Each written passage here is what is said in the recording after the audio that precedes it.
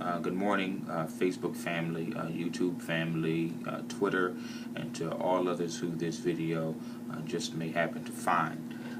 Yesterday we talked about forgiveness, and I heard many of your responses. I've received emails, I saw the responses to the video, and I've received text messages, and you all told me how blessed you were by it. I thank you all for responding, and I thank you for being receptive to the message.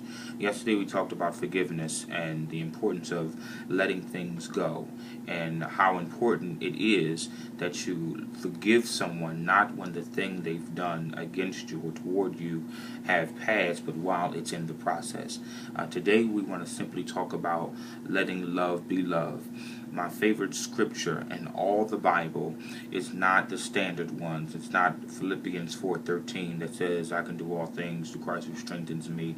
It's not Proverbs 3:5 and 6 that says trust in the Lord with all thy heart and lean not to thine own understanding, and you always acknowledge him and he will direct your paths. It just so happens to be in the New Testament when the disciples approach Jesus and they say to him, they pose this question, Master, what is the greatest of all the commandments?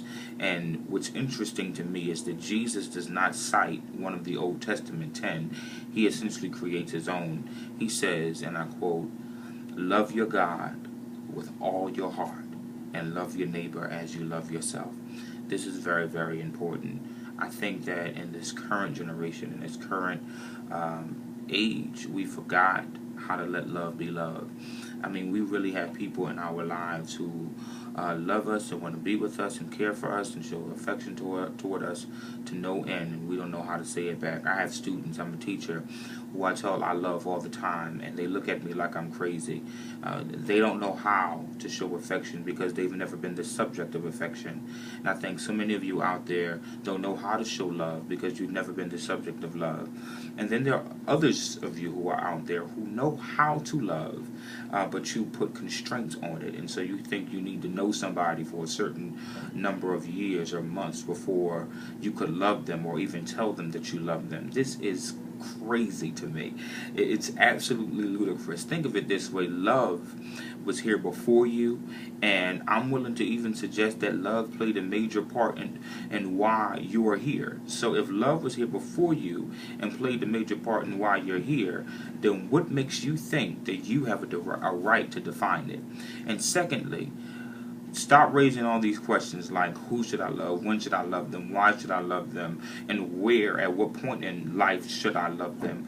The fact of the matter is God never posed or asked these questions when it came to loving you.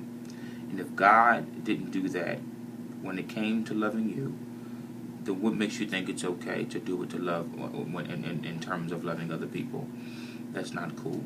So my message to you all is allow love to be love.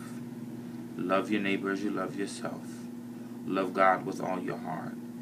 And please don't ever think that love has a limit, because it doesn't. Love doesn't have conditions. Love them. God bless you. See you.